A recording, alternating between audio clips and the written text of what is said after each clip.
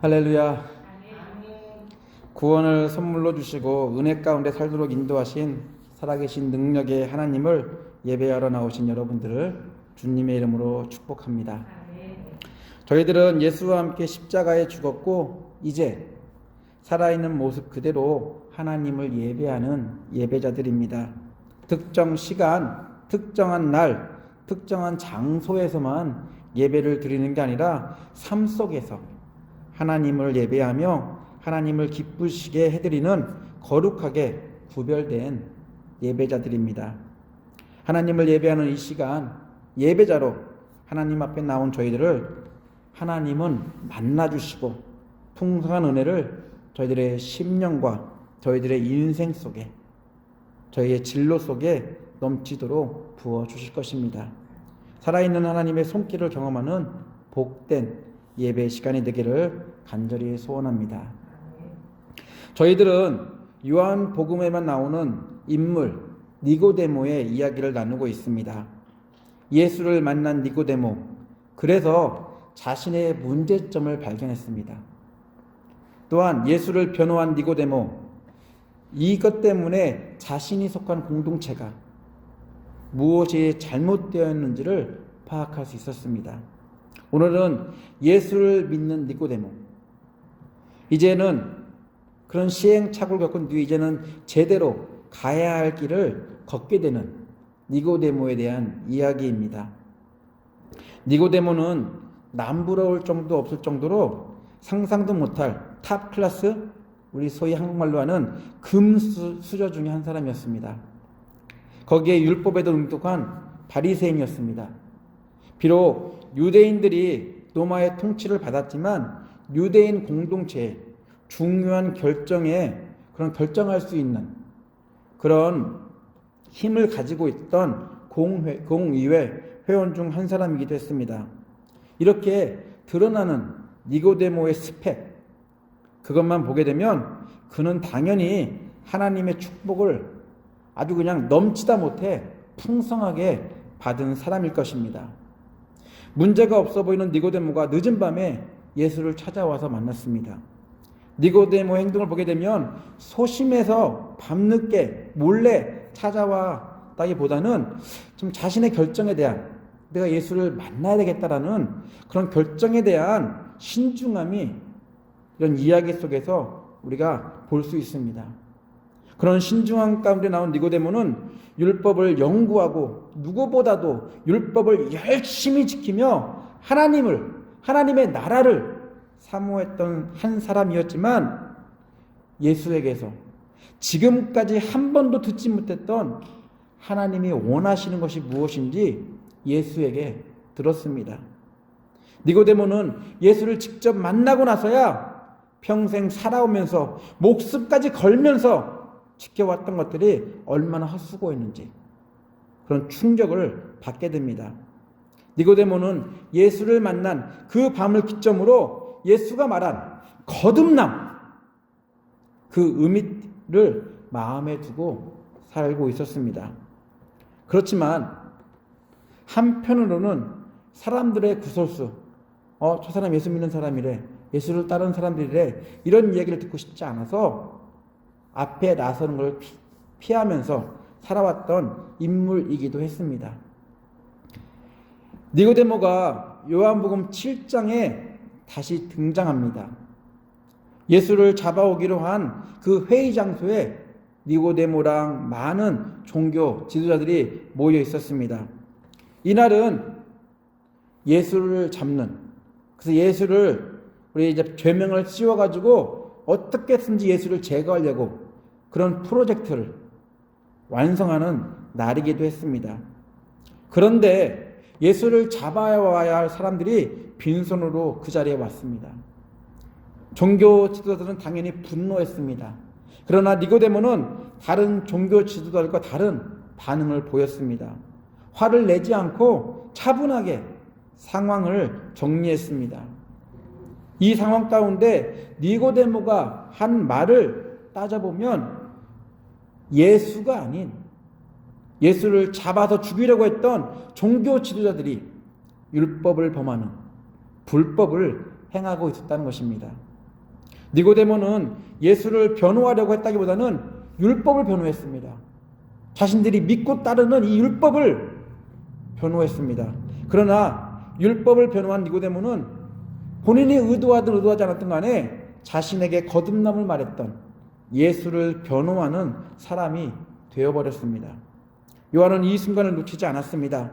분명히 요한은 그 자리에 있지 못했을 것입니다. 왜냐하면 종교 지도자가 아니기 때문에. 하지만 이 이야기를 듣고 이 이야기를 놓치지 않고 요한복음에 기록해 놨습니다.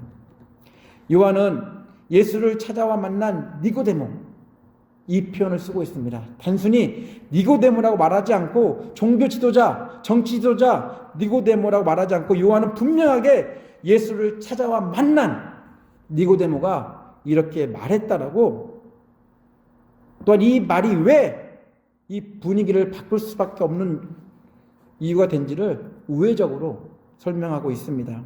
얼떨결에 예수를 변호하게 된 니고데모 때문에 그것이 못마땅했던 종교 지도자들은 이 회의 장소를 결국 니고데모에게 분노를 가지고 떠나게 됩니다. 분명히 마음에 두었을 것입니다. 니고데모, 언젠가 너를 제거할 것이다. 이렇게 분위기는 떠납니다. 그런 다음에 우리가 이 당시의 상황을 보게 되면 예수를 믿는다는 것, 이것을 누누하게 밖으로 밝혀놓고 다니기에는 엄청난 위험이 따르는 시대였습니다. 그냥 단순히 몰래 믿으면 모르겠지만 누구에게 알려지게 되면 분명히 힘든 상황을 겪게 될 것입니다. 특별한 위치나 명성을 가진 사람이라면 분명히 이런 것들 때문에 당할 분명히 이런 보복이라든지 여러 가지 이유 때문에 당연히 숨어서 예수를 믿을 수밖에 없었습니다.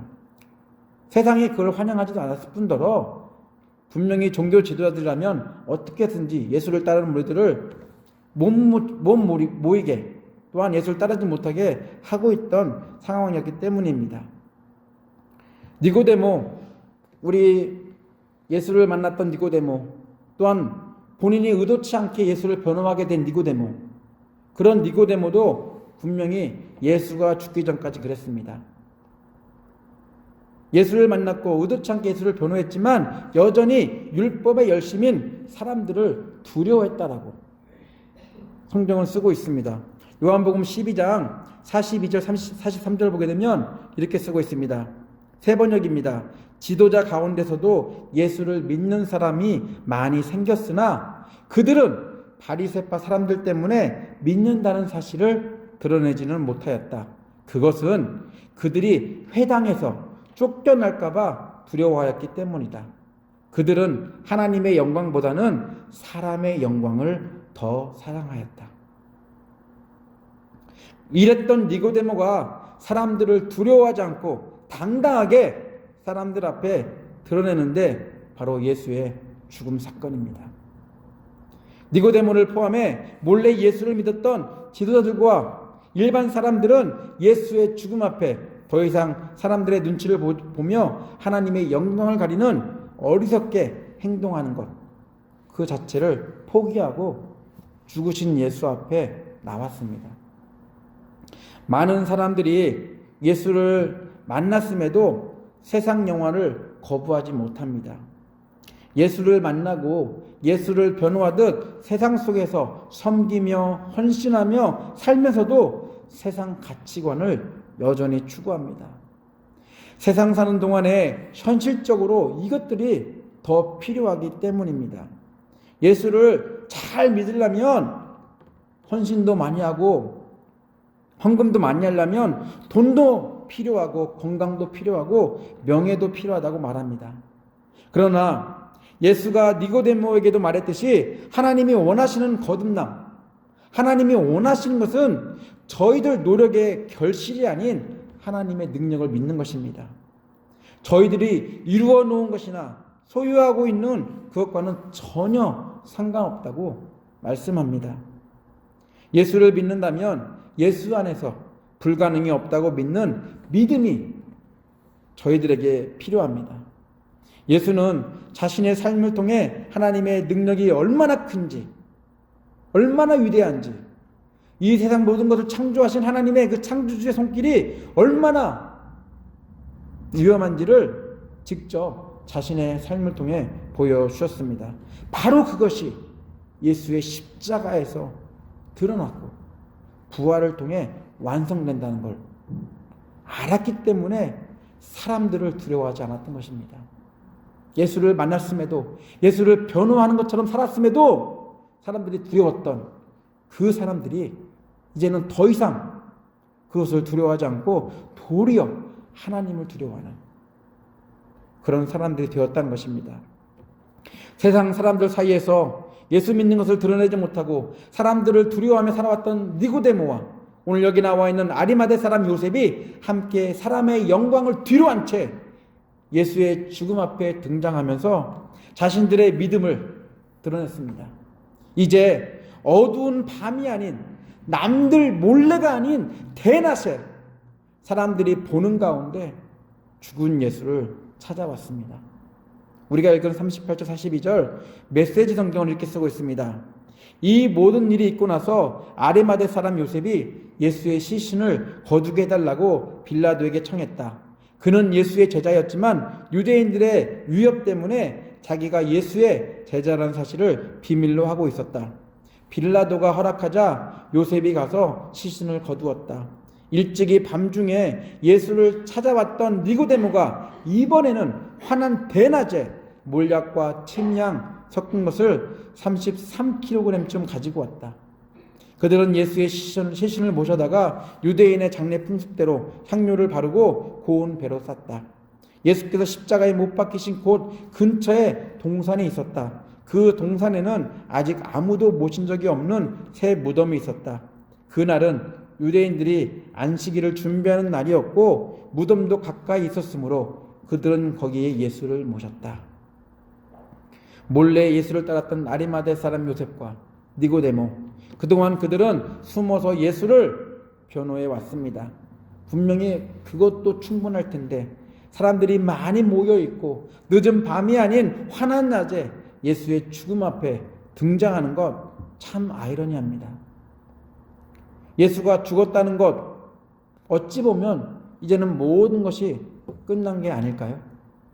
굳이 이때 예수의 제자임을 드러내듯이 등장할 필요가 있었을까요? 당연히 그럴 필요가 없었을 것입니다. 왜냐하면 그냥 조용히 있으면 예수와의 관계는 그냥 루머로 존재할 것이고 또한 그들의 명성, 명예, 그들은 그대로 유지할 수 있기 때문입니다. 이보다 더 좋은 시나리오는 없습니다. 그럼에도 요셉과 니고데모는 예수의 죽음 앞에 나왔습니다. 당시 풍습에 따르면 예수는 죄인의 신분이었고 십자가에 죽었기 때문에 어느 누구도 죄인의 시신을 달라고 요구할 수 없었습니다. 가족들이라도 거부당했다고 합니다. 동물의 밥이 되도록 십자가에 그냥 그대로 놨다고 합니다. 그런데 뜻밖의 인물 요셉이 빌라도에게 예수의 시신을 달라고 요구합니다. 또한 빌라도는 이것을 허락해 줍니다. 예수의 시신을 받은 요셉, 또한 니고데모, 이들은 함께 예수의 그 장례를, 시신을 처리하고 또한 준비되어 있었던 동산에, 그 무덤에 모셔놨다고 성경은 적고 있습니다. 여기서요 중요한 게 하나 있는데요, 니고데모가 가지고 온 것입니다. 이게 우리가 그냥 성경을 읽으면 모르겠지만 아까 제가 매체 성경에서 말씀드렸다시피 니고데모가 예수의 장례를 위해 준비한 향품의 무게가요 무려 33kg입니다.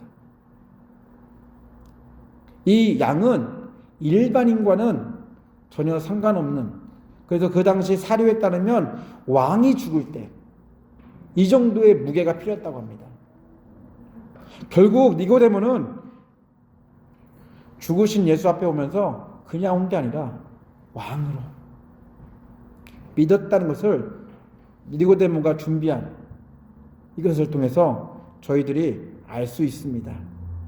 니고데모에게 예수는 만왕의 왕이셨고 분명히 죽음을 이기시고 부활하실 하나님이셨습니다. 이들이 위협을 무릅쓰고 예수의 죽음 앞에 등장한 이유 무엇일까요? 예수와 거리를 두고 사람들의 신뢰를 다시 받을 수 있는 좋은 기회였음에도 예수를 찾아온 이유는 요셉과 니고데모가 예수의 죽음을 바라보는 것, 그것과 예수를 죽이려고 안간힘을 쓰면서 예수를 잡으려고 했던 종교 지도자들, 그들과 바라보는 시선이 달랐기 때문일 것입니다. 그 사람들은 예수를 죄인으로 봤습니다. 율법을 범하는 사람으로 봤습니다. 하나님을 모독하는 사람으로 봤습니다. 하지만 요셉과 니고데모는 예수는 죄인이 아니셨습니다. 그들은 살아생전하신 예수의 말씀을 기억했고 그 말씀을 믿었습니다. 그들은 예수를 하나님이 보내신 선지자로, 갈릴리 출신이지만 죄인들의 구원자 메시아로 믿었습니다. 그렇기에 예수의 죽음 앞에 부끄러워하며 자신들을 꼭꼭 더 숨기기보다는 예수의 제자임을 모든 사람들 앞에 드러냈습니다. 이들은 더 이상 그 전에 보았던 예수를 만났고 예수를 변호하면서도 자신을 숨겼던 그런 예수의 방관자가 아니었습니다. 이들은 더 이상 사람들의 손가락질을 피하면서 자신들의 욕구를 채우기 위해 자신들의 믿음을 숨기는 사람들이 아니었습니다. 요한의 표현처럼 이전까지는 유대인들이 두려워 숨어서 따랐던 예수의 제자들이었을지 모르지만 이제는 더 이상 그런 제자가 아니었다라고. 유대인들이 두려워 자신들의 믿음을 숨겼던 이들이 예수의 죽음 앞에서 변하게 되었다는 것을 이야기하고 있습니다. 니고데모는 자신이 이룬 모든 것을 포기하고 예수의 죽음 앞에 나왔습니다. 살면서 희망이 되었고 소망이 되었던 것들 대신 십자가에서 죽으신 예수 앞에 나왔습니다. 이보다 가치 있는 것은 없다고 판단했기 때문에 가능한 결정이었습니다. 니고데모가 여기까지 오는데 참 오랜 시간이 걸렸지만 그럼에도 과감하게 이러한 것들을 포기할 수 있었던 이유는 이것들은 거듭남으로 이끌 수 없었기에 니고데모는 누구의 강요나 그런 감정의 동요에 의해서가 아니라 본인 스스로가 그것들을 내려놓고 예수 앞에 나온 것입니다. 에콰도르에서 인디언들을 선교했던 짐 엘리엇이라는 선교사님이 있습니다. 그는 안정적인 미래가 보장된 것이 아닌 언제 죽을지 모르는 그런 상황임을 알면서도 선교지로 향했던 선교사입니다. 그곳에서 인디언들을 그 누구보다 사랑하면서 선교 사역을 했습니다.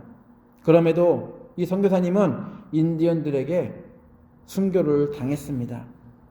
순교를 당했지만 이 선교사님은 자신의 선택을 후회하지 않았습니다.